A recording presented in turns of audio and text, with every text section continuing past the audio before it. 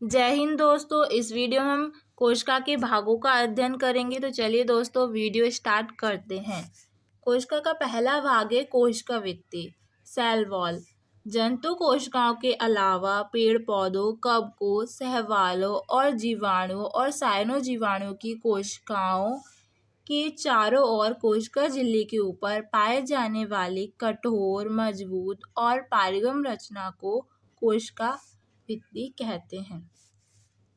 ये कोशिका भित्ति जंतुओं की कोशिकाओं में नहीं पाई जाती। पेड़ पौधे, कवकों, शैवालों और जीवाणु और साइनो जीवाणु में पाई जाती है, लेकिन इन सभी में कोशिका भित्ति के जो संघटक होते हैं, उसका निर्माण करने वाले पदार्थ होते हैं, वो अलग अलग होते हैं। जैसे पौधों की कोशिका भित्ति सेल्यूलोज, हेमीसेल्यूलोज, पैक्टिन पदार्थों की बनी होती है। कवकों की कोशिका भित्ति काइटिन की बनी होती है।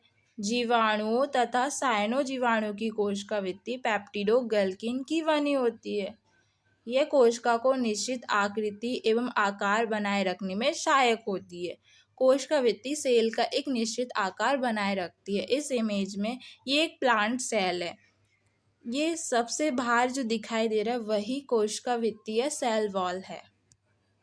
कोशिका झिल्ली, सेल मेम्ब्रेन, इसे कोशिका कला या प्लाज्मा मेम्ब्रेन भी कहते हैं।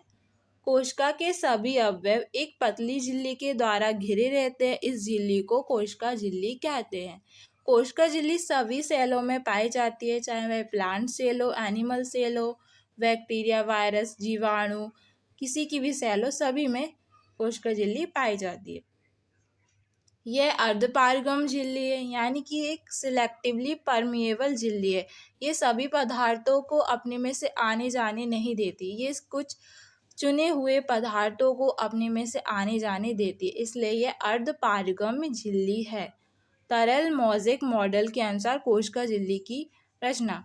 कोशिका झिल्ली की संरचना को समझाने के लिए बहुत सारे मॉडल दिए गए, जिनमें से सर्वाधिक मान्य तरल मोज़ेक मॉडल है। तरल मोज़ेक मॉडल के अनुसार कोशिका झिल्ली दो फास्फोलिपिड अणुओं की परतों के बीच बीच में गोलाकार प्रोटीन स्थित रहते हैं। यह मॉडल कहता है कि कोशिका झिल्ली में दो फास्फोलिपिड की परतें होती हैं। उन परतों के बीच में गोलाकार प्रोटीन स्थित होता है, जैसा कि इस इमेज में दिख रहा है। ये पहली फास्फोलिपिड की लेयर हुई, परत हुई, और ये दूसरी नीचे फास्फोलिपिड की परत हुई। इसमें ये गोलाकार प्रोटीन धसे रहते हैं। तो फ्लूइड मोज़ेक मॉडल अब तक का सबसे मान्य मॉडल है। ये जो फास्फोलिपिड अणु होते हैं उसके दो भाग होते हैं, एक हेड और एक टेल। हेड जो होते हैं हाइड्रोफिलिक होती है, यानी जल स्नेही होती है। टेल हाइड्रोफोबिक होता है, यानी जल विरोधी होता है। सेल के बाहर और सेल के अंदर वाटर होता है, तो इसलिए हेड जो होते हैं वाटर लविंग यानी जल स्नेही होते हैं। बीच का भाग जो होता है जल विरोधी होता है। ये वाटर को सेल के अंदर नहीं आने देता और नहीं जाने देता। वाटर को सेल के अंदर पहुंचने के लिए अदर पार्ट होते हैं प्लाज्मा मेम्ब्रेन में। प्लाज्मा मेम्ब्रेन का कार्य कोशिका झिल्ली का मुख्य कार्य होता है कोशिका के अंदर जाने वाले व अंदर से बाहर आने वाले पदार्थों का निर्धारण करना। कोशिका झिल्ली यह तय करती है कि कौन से पदार्थ सेल के अंदर जाएंगे, कौन से नहीं, या कौन से पदार्थ सेल से बाहर जाएंगे या नहीं।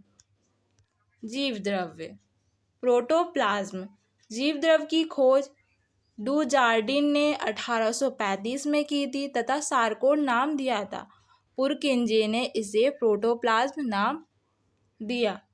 जीवों की प्रत्येक कोशिका में कोशिका झिल्ली यानी सेल मेम्ब्रेन के अंदर एक प्रकार का मटमैला अर्ध पारदर्शक चिपचिपा तरल पदार्थ, जीवित तरल पदार्थ पाया जाता है, जिसे जीव द्रव्य या प्रोटोप्लाज्म कहते हैं।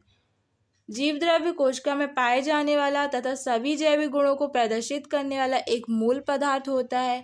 इसी कारण हक्सले ने इसे जीवन का भौतिक आधार यानी फिजिकल बेसिस ऑफ लाइफ कहा।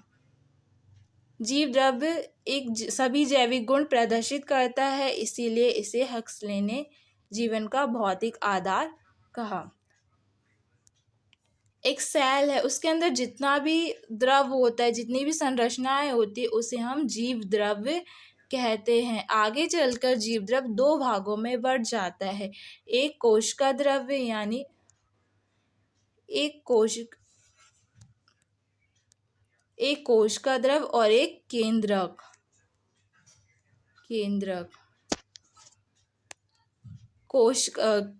कोशिका झिल्ली से केंद्र तक के बीच के भाग को हम कोशिका द्रव्य कहते हैं। जैसे कि इस इमेज में ये कोशिका झिल्ली और ये केंद्रक है। कोशिका झिल्ली और केंद्रक के बीच में ये जितना भी पदार्थ है उसे हम कोशिका द्रव्य कहते हैं। कोशिका के अंदर कोशिका झिल्ली तथा केंद्रक के बीच स्थित पदार्थ को कोशिका द्रव्य कहते हैं, अर्थात यह जीवद्रव्य का एक हिस्सा है। कोशिका द्रव्य जीवद्रव्य का हिस्सा है, उसी तरह केंद्रक भी जीवद्रव्य का हिस्सा है। कोशिका द्रव्य में कोशिकांग पाए जाते हैं। इस इमेज में दिखाई दे रहा है कि ये कोशिका द्रव्य में कोशिकांग पाए जाते हैं, यानी mitochondria, Golgi body, endoplasmic reticulum, ये सभी संरचनाएं कोशिका द्रव्य में पाई जाती हैं।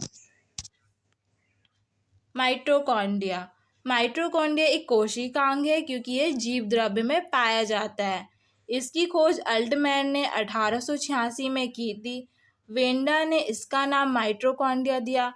यह कोशिका का श्वसन स्थल है। कोशिका में इसकी संख्या निश्चित नहीं होती। अल्टमैन ने माइटोकॉन्ड्रिया की खोज की थी और वेंडा नामक साइंटिस्ट ने इसका नाम माइटोकॉन्ड्रिया दिया। यह कोशिका का श्वसन स्थल है। कोशिका में इसकी संख्या निश्चित नहीं होती। कोशिका का जो श्वसन होता है वो माइटोकॉन्ड्रिया में ही होता है और एक कोशिका में इसकी कितनी संख्या होगी वो भी निश्चित नहीं होती। ऊर्जा युक्त कार्बनिक पदार्थों का ऑक्सीकरण माइटोकॉन्ड्रिया में होता है, जिससे काफ़ी मात्रा में ऊर्जा प्राप्त होती है। इसीलिए माइटोकॉन्ड्रिया को कोशिका का विद्युत गृह कहते हैं। जो ऊर्जा युक्त पदार्थ कार्बनिक पदार्थ होते हैं जैसे ग्लूकोज, उस ग्लूकोज का पूरा जो कार्बनिक ऑक्सीकरण होता है वो माइटोकॉन्ड्रिया के अंदर होता है और इस ऑक्सीकरण से काफ़ी मात्रा में ऊर्जा उत्सर्जित होती है। इसीलिए इसे हम विद्युत गृह कहते हैं कोशिका का, यानी पावर हाउस ऑफ सेल कहते हैं। ऑक्सीकरण के द्वारा जो ऊर्जा निकलती है वो एटीपी के रूप में संग्रहित होकर रहती है। डीएनए केंद्रक के अलावा माइटोकॉन्ड्रिया एवं क्लोरोप्लास्ट में भी पाया जाता है। सेल के केंद्रक में डीएनए पाया जाता है, लेकिन केंद्रक के अलावा भी जो माइटोकॉन्ड्रिया होता है उसमें भी डीएनए पाया जाता है। लवक यानी प्लास्टिड, यह केवल पौधों की कोशिका में पाए जाते हैं। लवक 3 प्रकार के होते हैं। अवर्णी लवक यानी ल्यूकोप्लास्ट, रंगहीन एवं अनियमित आकार, इसमें ग्रेना नहीं होते। यह उन भागों में मिलते हैं जहाँ प्रकाश नहीं पहुँचता, जैसे भूमिगत जड़, तना आदि। यदि अवर्णी लवक में स्टार्च संग्रहित हो तो इसे एमाइलोप्लास्ट, और यदि वसा एवं तेल संग्रहित हो तो इसे इलायोप्लास्ट, एवं प्रोटीन संग्रहित हो तो इसे एल्यूरोप्लास्ट कहते हैं। लवक प्लास्टिड ये केवल प्लांट सेल में पाए जाते हैं, पौधों की कोशिका में पाए जाती है। 3 प्रकार के होते हैं, अवर्णी लवक, वर्णी लवक, हरित लवक। अवर्णी लवक जो होते हैं वो रंगहीन होते हैं और अनियमित आकार के होते हैं। ये पौधों की भूमिगत जड़ व तना में पाए जाते हैं। अवर्णी लवक भी 3 प्रकार के होते हैं, एमाइलोप्लास्ट जिनमें स्टार्च संग्रहित होता है और इलायोप्लास्ट जिनमें तेल या वसा संग्रहित होते हैं, इकट्ठा होता है, और जो एल्यूरोप्लास्ट में प्रोटीन संग्रहित होता है। फिर वर्णी लवक, इनमें रंगीन पिगमेंट पाए जाते हैं। यह लवक फलों के छिलके, फूलों की पंखुड़ियों में पाए जाते हैं। क्रोमोप्लास्ट यानी वर्णी लवक जो होते हैं फलों के छिलके और फूलों की पंखुड़ियों में पाए जाते हैं क्योंकि इनमें रंगीन पिगमेंट होते हैं। नारंगी रंग के पिगमेंट में कैरोटीन, पीले रंग के पिगमेंट में जेंथोफिल होता है। और तीसरा प्रकार है हरित लवक यानी क्लोरोप्लास्ट। हरे पौधे इनकी सहायता से प्रकाश संश्लेषण करते हैं। क्लोरोप्लास्ट में क्लोरोफिल नामक पिगमेंट पाया जाता है जिसके कारण पौधे हरे। काय या गोल्गी बॉडी, गोल्गी काय की खोज कैमिलो गोल्गी या गोल्जी ने नामक वैज्ञानिक ने की थी। यह सूक्ष्म नलिकाओं के समूह एवं थैलियों का बना होता है। गोल्जी कॉम्प्लेक्स में कोशिका द्वारा संश्लेषित प्रोटीन व अन्य पदार्थों की पुट्टिका के रूप में पैकिंग की जाती है। ये पुट्टिकाएं गंतव्य स्थान पर उस पदार्थ को पहुंचा देती है। जो गोल्जी काय है या गोल्गी काय है, उसका काम है प्रोटीन और अन्य पदार्थ को संग्रहित करना या फिर पैकिंग करना। लाइसोसोम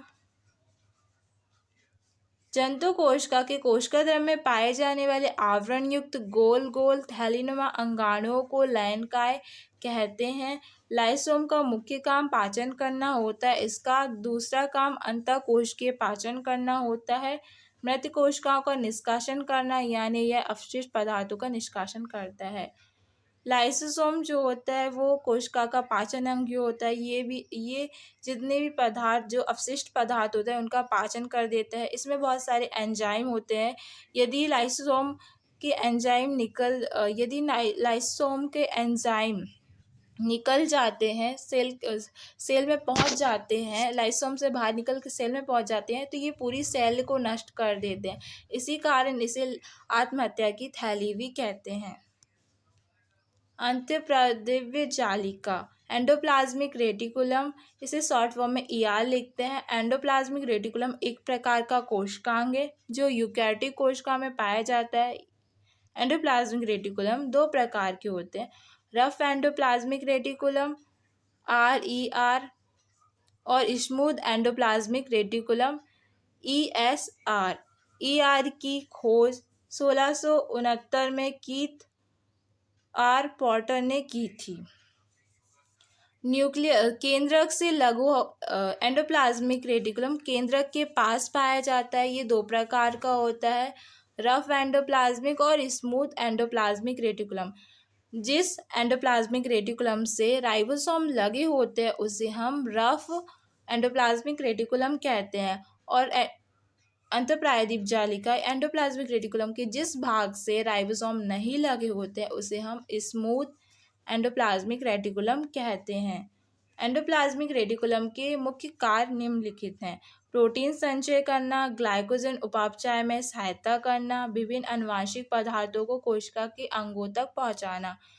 एंडोप्लाज्मिक रेटिकुलम प्रोटीन संचय करके रखते हैं, ये ग्लाइकोजन के उपापचय में मदद करते हैं, और विभिन्न जो अनुवांशिक यानी DNA और RNA होते हैं उन्हें कोशिका के अंगों तक पहुंचाने का कार्य करती है। सूक्ष्मकाय या माइक्रो बॉडीज, इसमें एकल कोशिका झिल्ली की परत पाई जाती है। थैलीनुमा संरचनाएं पादप एवं जंतु कोशिकाओं के कोशिका द्रव्य में बिखरी हुई पाई जाती है। इनमें एंजाइम भरा होता है। इनका निर्माण एंडोप्लाज्मिक रेटिकुलम या गोल्गी काय से होता है। माइक्रोबॉडीज दो तरह की होती हैं, पेरोक्सिसोम जो प्रकाश श्वसन फोटो रेस्पिरेशन में सहायक होता है, और ग्लाइऑक्सिसोम जो ग्लाइऑक्सिलेट चक्र में भाग लेता है। यह मुख्यतः वसा युक्त पादप कोशिकाओं में पाया जाता है। सूक्ष्मकाय भी एक कोशिकांग है जो कि जंतु और पादप कोशिका दोनों में पाए जाते हैं। राइबोसोम RNA का 2/3 भाग इससे बना होता है। राइबोसोम मुख्यतः दो प्रकार के होते हैं, 70S टाइप ये प्रोकैरियोटिक कोशिकाओं में पाए जाते हैं, और 80S टाइप ये यूकैरियोटिक कोशिका में पाए जाते हैं। इसका मुख्य कार्य प्रोटीन संश्लेषण होता है, इसलिए इसे प्रोटीन की फैक्ट्री भी कहते हैं। ये क्लोरोप्लास्ट, केंद्रक, माइटोकॉन्ड्रिया, एंडोप्लाज्मिक रेटिकुलम तथा कोशिका द्रव्य में पाए जाते हैं। ये एक राइबोसोम की संरचना है। राइबोसोम की दो इकाई होती है, एक छोटी उप-इकाई, एक बड़ी उप-इकाई। केंद्रक न्यूक्लियस, हमने पढ़ा था कि जीव द्रव्य के दो भाग होते हैं, एक कोशिका द्रव्य, एक केंद्रक, और कोशिका द्रव्य में कोशिकांग पाए जाते हैं जिनको हमने पढ़ लिया। अब केंद्रक को न्यूक्लियस कहते हैं इंग्लिश में।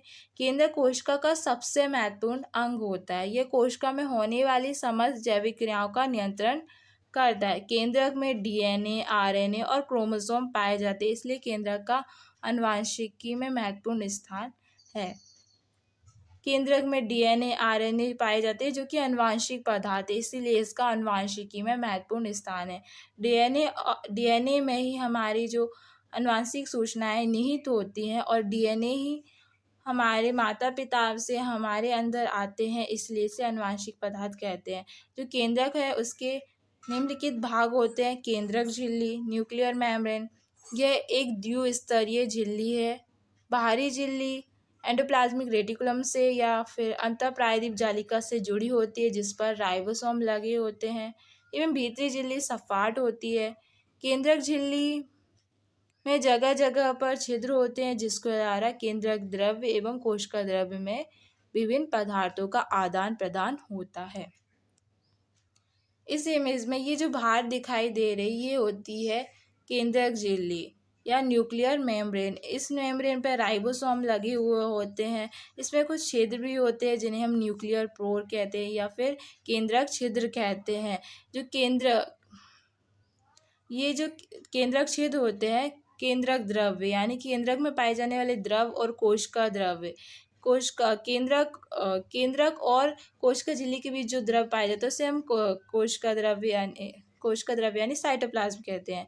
तो ये जो छिद्र होते हैं न्यूक्लियर पर, ये केंद्रक द्रव्य और कोशिका द्रव्य के बीच में संपर्क बनाए रहते हैं। केंद्रक द्रव्य न्यूक्लियोप्लाज्म, ये एंजाइम गतिविधियों का केंद्र है। इसमें गुणसूत्र और केंद्रिका धसे रहते हैं। यह तर्कु तंतु निर्माण स्पिंडल फाइबर के निर्माण में भाग लेता है। केंद्रक के अंदर जो द्रव भरा होता है उसे हम केंद्रक द्रव्य कहते हैं। और द्रव भरे होते हैं, जो केंद्रक द्रव होता है उसमें ही गुणसूत्र और डीएनए होते हैं और उसमें ही एक केंद्रिका धसी हुई होती है। और केंद्रक द्रव में बहुत सारे एंजाइम भी पाए जाते हैं। जो डीएनए होता है वो हिस्टोन प्रोटीन के साथ मिलकर ही क्रोमोसोम बना लेता है और डीएनए जो होता है केंद्रक द्रव में क्रोमोसोम के रूप में पाया जाता है। केंद्रिका, ये आरएनए और फास्फोलिपिड से बने होते हैं। केंद्रिका में आरआरएनए राइबोसोमल आरएनए का संश्लेषण होता है। इस इमेज में जो ये बीच में ये संरचना दिखाई दे रही है ये न्यूक्लियस यानी केंद्रिका है। क्रोमेटिन रेशे या फिर तंतु यह मुख्यतः डीएनए से बना होता है।